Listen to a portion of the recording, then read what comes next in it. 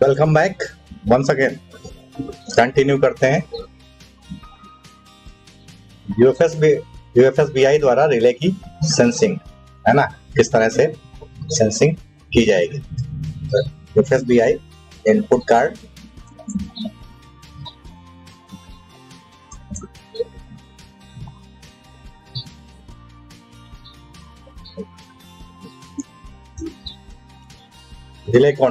Relay contacts को wired करके जो हमारा वागो बोर्ड है, वागो बोर्ड में लाके उसको टर्मिनेट किया जाएगा। जंपर को यहाँ पर वागो टर्मिनल पे जो है लाकर टर्मिनेट करेंगे और वागो बोर्ड से मदरबोर्ड एफआरसी कनेक्टर के द्वारा कनेक्ट किया जाएगा। एफआरसी कनेक्टर जो कि यहाँ एक फ्लैट केबल इसके अंदर यूज की जाएगी। यहाँ एफआरसी टर्मिनल रहेगा और इधर वागो बोर्ड में, मदरबोर्ड में भी एफआरसी टर्मिनल रहेगा और इसके बीच में एक फ्लैट केबल यूज की जाएगी। इसके द्वारा जो है हमारा इनपुट जो है रिले से और इनपुट कार्ड के द्वारा कनेक्ट होगा और यहाँ पर मदरबोर्ड में इनपुट कार्ड प्लग किए रहेंगे। सभी इनपुट कार्ड यहाँ पर प्लग किए रहेंगे जो कि इस इनपुट को रीड कर लेंगे। इस तरह से रिले कॉन्टैक्ट की सेंसिंग इसके अंदर की जाएगी। ब्लॉक पैनल के साथ में ब्लॉक टेलीफोन की भी व्यवस्था रहेगी, अरेंजमेंट रहेगा। तो ब्लॉक सेक्शन के दूसरे तरफ के स्टेशन मास्टर से बात करने के लिए ब्लॉक टेलीफोन की व्यवस्था होती है। ब्लॉक पैनल में ब्लॉक टेलीफोन को हैंग करने के यानी लटकाने का अरेंजमेंट दिया रहता है। Single section digital axle counter भी लगाया जाएगा। ब्लॉक सेक्शन में गाड़ी की प्रेजेंस का पता लगाने और लास्ट व्हीकल वेरिफिकेशन, है ना, सेक्शन में गाड़ी है या नहीं है इसका पता लगाने तथा लास्ट व्हीकल वेरिफिकेशन, है ना, इस सेक्शन से लास्ट व्हीकल निकल गया है इसको वेरीफाई करने के लिए एसएस डैक की व्यवस्था होती है। इस एक्सेल काउंटर के वाइटल रिले को यूएफएसबीआई के रिले रैक में रिपीट किया जाता है। हमने आपसे जैसा बात किया था एजेटीआर, तो इसी बीआर रिले के द्वारा एजेटीआर रिले पिकअप कराई जाती है। अब देखते हैं इसका सिस्टम का मेंटेनेंस। यूएफएसबीआई द्वारा बीपीएससी सिस्टम का मेंटेनेंस। सबसे पहले हम देखेंगे कम्युनिकेशन लिंक का मेंटेनेंस किस तरह से किया जाता है। कम्युनिकेशन लिंक का मेंटेनेंस किस तरह से किया जाता है। टेलीकॉम केबल की सुरक्षा को सुनिश्चित किया जाएगा।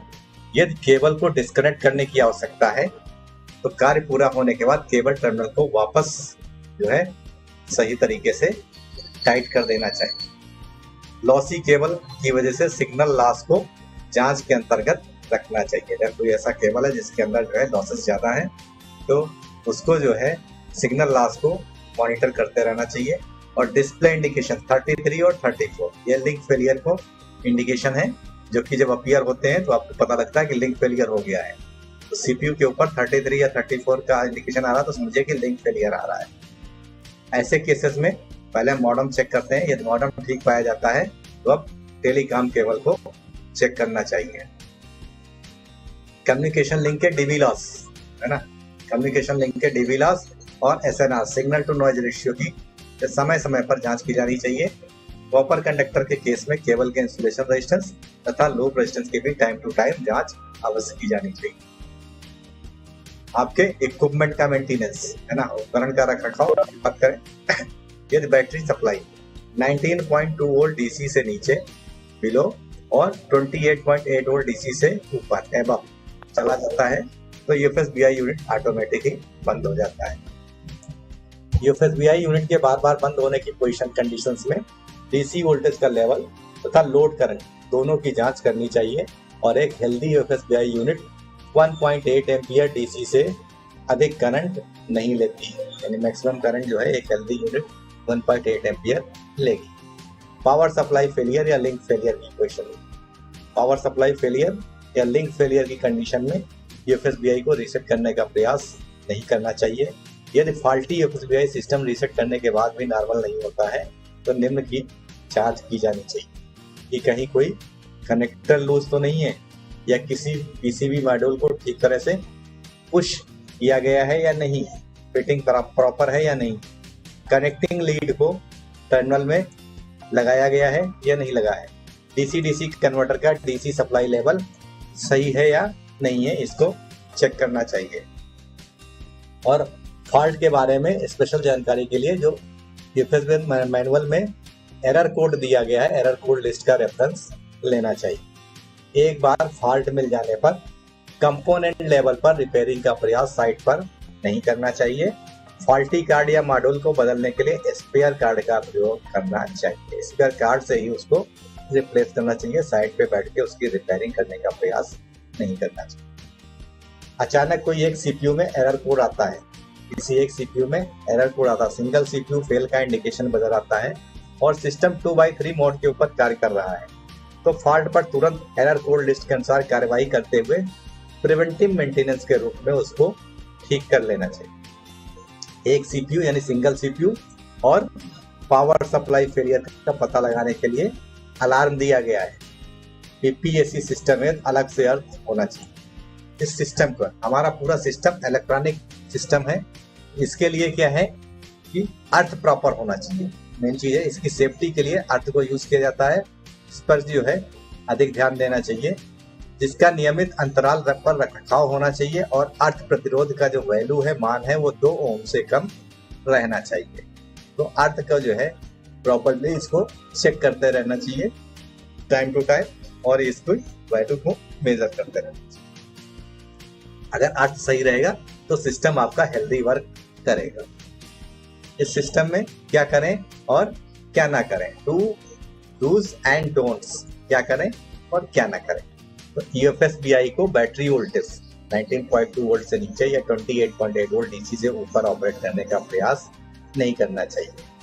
बंद हो जाता है इतने पर, तो इस पे जो है ऑपरेट करने का प्रयास नहीं करना चाहिए। पावर सप्लाई को बंद करने के बाद कनेक्टर्स या पीसीबी को प्लग इन या प्लग आउट करना चाहिए। जब भी जो है इसमें जो है किसी कनेक्टर को जो है लगाना है या निकालना है या पीसीबी को लगाना है या निकालना है, तो हमेशा पावर सप्लाई बंद करने के बाद ही ये कार्य करना चाहिए। चालू पावर सप्लाई में जो है किसी कनेक्टर्स को या पीसीबी को ना प्लग इन करना चाहिए और ना प्लग आउट करना चाहिए, अदरवाइज जो है उसके डैमेज होने के चांस रहेंगे। लिंक फेलियर या पावर सप्लाई बंद होने की कंडीशन में रीसेट ऑपरेशंस नहीं करना चाहिए, सिस्टम का रीसेट ऑपरेशन नहीं करना चाहिए।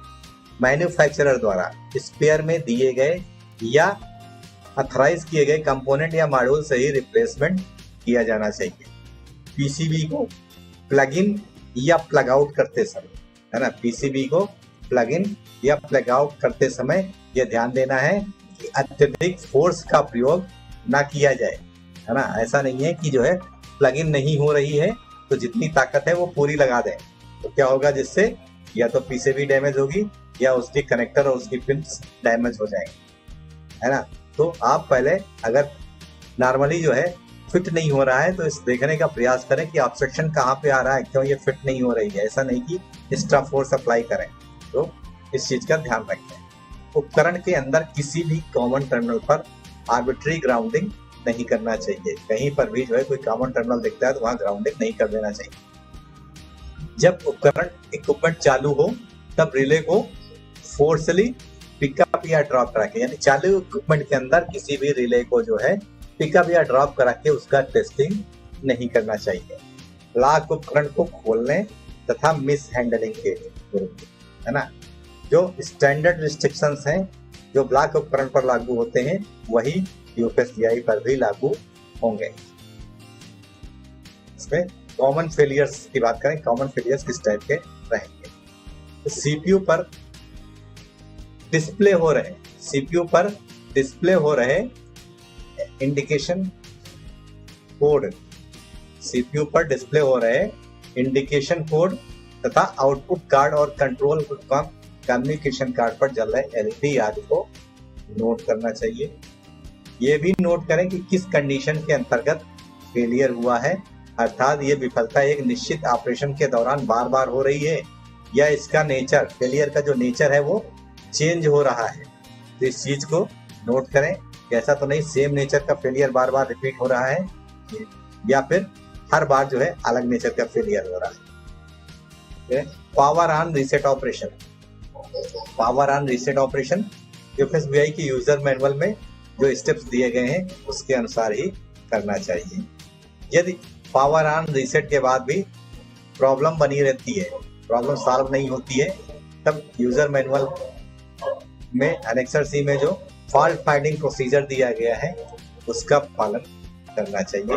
और ट्रबल शूटिंग के दौरान किसी अल्ट्रेशन या कार्ड के रिप्लेसमेंट के प्रभाव की जांच करने के हेतु पावर ऑन रीसेट ऑपरेशन करना आवश्यक होगा।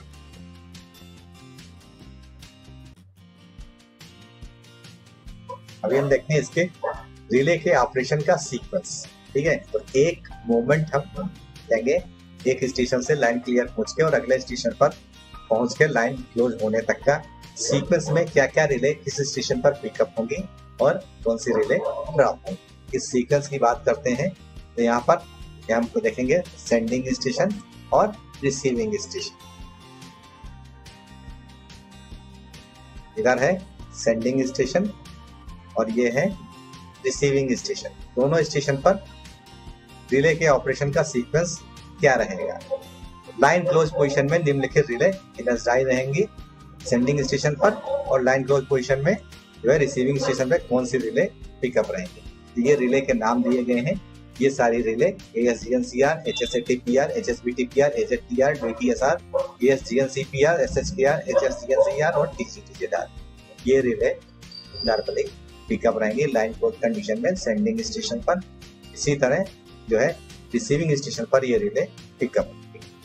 निम्नलिखित इंडिकेशन ऑन रहेंगे, है ना। लाइन क्लोज का पीला इंडिकेशन जब होगा, SNK का पीला इंडिकेशन रहेगा, SNOEK का इंडिकेशन रहेगा, लाइन फ्री का इंडिकेशन रहेगा, शंट की का ग्रीन इंडिकेशन रहेगा, लास्ट ऑफ सिग्नल का रेड इंडिकेशन होगा, BIOK का ग्रीन होगा और कम्युनिकेशन लिंक फेल का ऑफ रहेगा, लिंक ओके है। इसी तरह से रिसीविंग स्टेशन पर लाइन क्लोज रहेगा, SNK का इंडिकेशन रहेगा, SNOEK का इंडिकेशन रहेगा, लाइन फ्री का इंडिकेशन रहेगा, शंट का इंडिकेशन रहेगा और लास्ट स्टॉप सिग्नल का इंडिकेशन जलता हुआ दिखाई देगा। अब हम जो है सेंडिंग स्टेशन का SM क्या करेगा, अपने SM चाबी को डालकर इन पोजीशन की तरफ टर्न करेगा। SM की का हरा इंडिकेशन ग्लो हो जाएगा, बेल बटन को प्रेस करेगा जिससे BPNR पिकअप हो जाएगी और रिसीविंग स्टेशन पर BLR रिले पिकअप होगी और उसके यहाँ बजर बजेगा। अब receiving station master SM bell button दबाकर कॉल अटेंशन को एक्नॉलेज करेगा तो इसकी BPNR पिकअप होगी। BPNR पिकअप होगी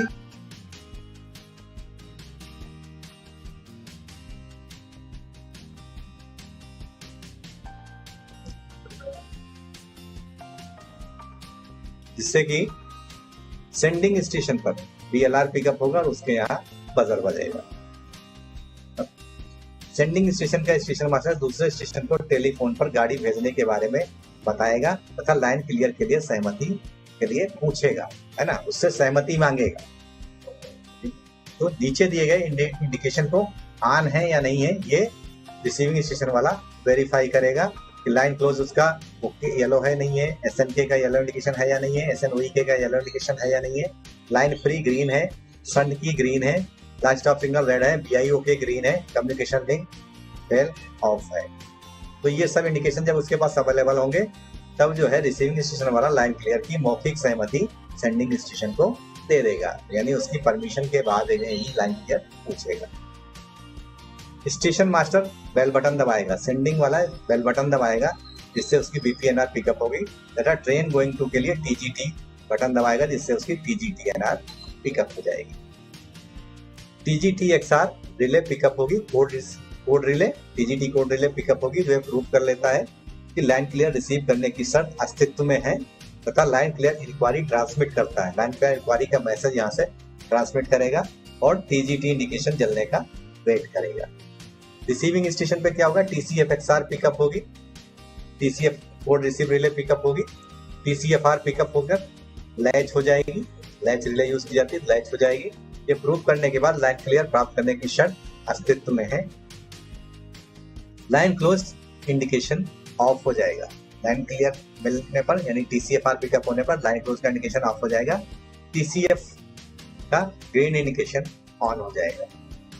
line clear granted code, line clear granted code अभी ये भेजेगा इसको सेंडिंग स्टेशन पर, अर्थात TCFR pickup BTSR pickup, ASGNCR pickup, SHKR pickup, TGTYR drop और CTGTR ड्रॉप को प्रूव करके ये मैसेज भेजेगा। तो इसके यहाँ क्या होगा, TGTYR पिकअप हो जाएगी, TGT code receive relay pickup हो जाएगी और TGTZR इसकी ड्रॉप हो जाएगी, TGT normal program relay drop हो जाएगी।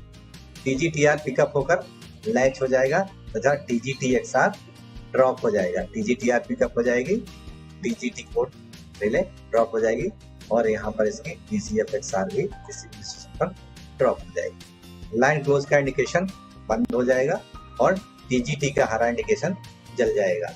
अब बेल तथा TGT बटन को छोड़ देगा सेंडिंग स्टेशन वाला, जिससे BPNR और TGTNR ड्रॉप हो जाएगा। स्टेशन मास्टर द्वारा एडवांस शटर सिग्नल को ऑफ किया जाएगा। लाइन क्लियर मिलने के बाद में एडवांस शटर सिग्नल को ऑफ किया जाएगा। ASGNCR ड्रॉप हो जाएगी और ASCR पिकअप हो जाएगी, ASCR पिकअप हो जाएगी। SNK का इंडिकेशन चला जाएगा तथा LSS का इंडिकेशन लाल से हरा हो जाएगा। रिसीविंग स्टेशन पर ASGNCPR ड्रॉप हो जाएगा, ASGNCPR ड्रॉप हो जाएगा, SNOE के इंडिकेशन ऑफ हो जाएगा।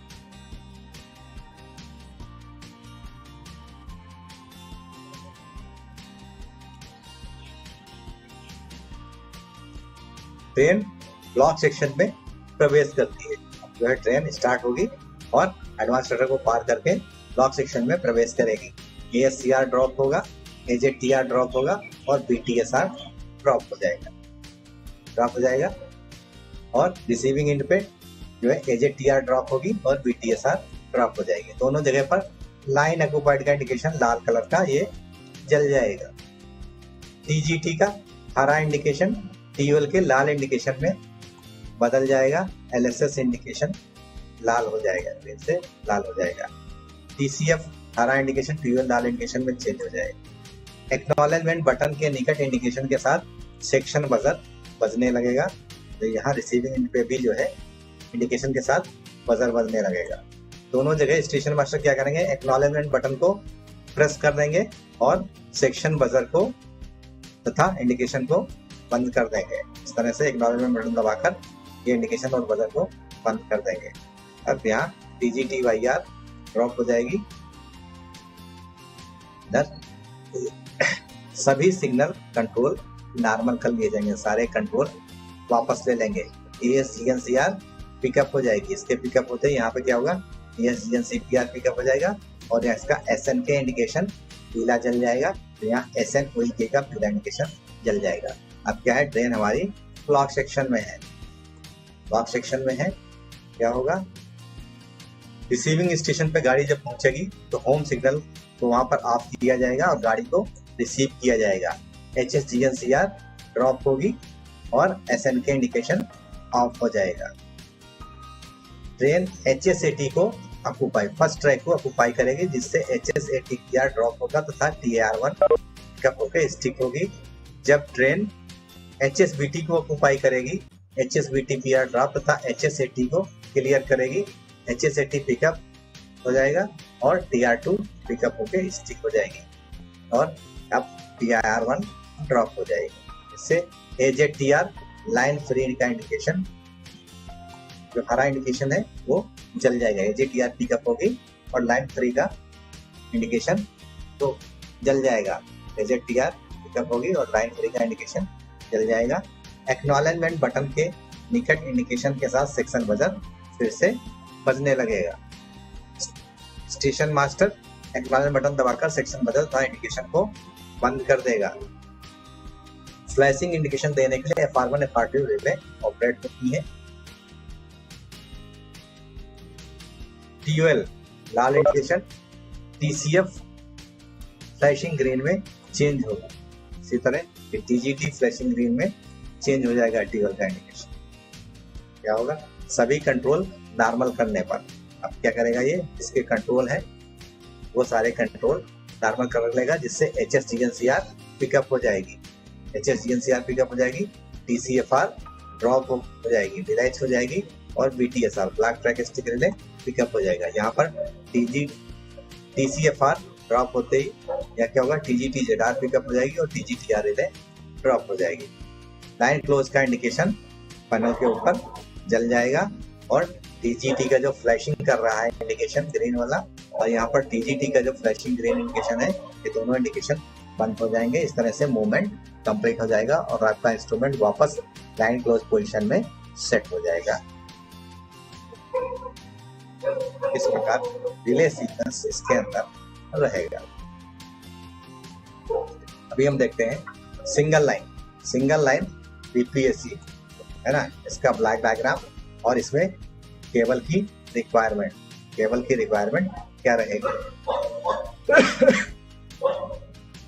तो सिंगल लाइन की बात करेंगे। यहाँ स्टेशन ए और ये स्टेशन बी, इसके बीच में यूएफएसबीआई लगाया गया है। तो दोनों स्टेशन पर जो है एक्सेल काउंटर एसएस डैक की डीपी लगी रहेगी। इसको वर्किंग के लिए क्या चाहिए, हमारा केबल रिक्वायरमेंट रहेगी हाफ क्वाड केबल। अगर क्वाड केबल यूज कर रहे हैं या ओएफसी यूज कर रहा है तो 2 वायर वाइस चैनल है ना, इसको चाहिए हमें एक्सेल काउंटर वर्किंग के लिए, एसएस डैक की वर्किंग के लिए। और जो यूएफएसबीआई लगा है दोनों जगह पे, दोनों स्टेशनों पर यूएफएसबीआई लगा है, इसकी वर्किंग के लिए क्या है, पूरा एक क्वाड चाहिए। एक क्वाड केबल यूज कर रहे हैं पूरा एक क्वाड चाहिए। और ओएफसी अगर यूज कर रहे हैं तो 4 वायर वाइस चैनल चाहिए ओएफसी में। और इसके साथ में एक ब्लॉक फोन भी लगा रहेगा, ब्लॉक टेलीफोन। इस ब्लॉक टेलीफोन की वर्किंग के लिए जो है हाफ क्वाड केबल है तो हाफ क्वाड चाहिए। और ओएफसी में चला रहे हैं तो फिर 2 वायर वाइस चैनल चाहिए। ये इसकी रिक्वायरमेंट रहेगी केबल की या ओएफसी की। तो इसके लिए हाफ और हाफ 1 और 1 2 क्वाड, सिंगल लाइन में 2 क्वाड केबल में चाहिए और 8 वायर ओएफसी में वाइस चैनल के चाहिए। इस तरह से इसकी वर्किंग होगी।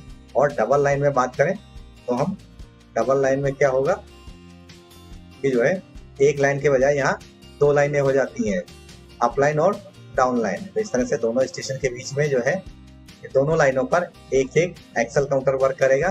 तो दोनों जगह पे जो है डीपी को कनेक्ट करने के लिए एसएस डैक के लिए 2 एसएस डैक हो जाएंगे, एक अप लाइन में एक डाउन लाइन में। तो हाफ क्वाड या 2 वायर वाइस चैनल एक लाइन के लिए और हाफ क्वाड या जो है ओएफसी में 2 वायर वाइस चैनल दूसरी लाइन के लिए एसएस डैक के लिए जरूरत पड़ेगी। यूएफएसबीआई के लिए जो है एक क्वाड पूरा या फिर 4 वायर वाइस चैनल ओएफसी में, इसकी रिक्वायरमेंट रहेगी। और ब्लॉक टेलीफोन के लिए जो है हाफ क्वाड केबल में और 2 वायर वाइस चैनल ओएफसी में रिक्वायरमेंट रहेगी। इस तरह से अगर डबल लाइन में ओएफसी वर्क करनी है तो फिर हमें 1 और 1 2 और हाफ क्वाड केबल का चाहिए या फिर ओएफसी में चलाना है तो 10 वायर वाइस चैनल ओएफसी में चाहिए। इस प्रकार की रिक्वायरमेंट हमारी डबल लाइन के लिए है। तो हमने देख लिया यूएफएसबीआई हमारा क्या रिक्वायरमेंट है और किस तरह से काम करेगा।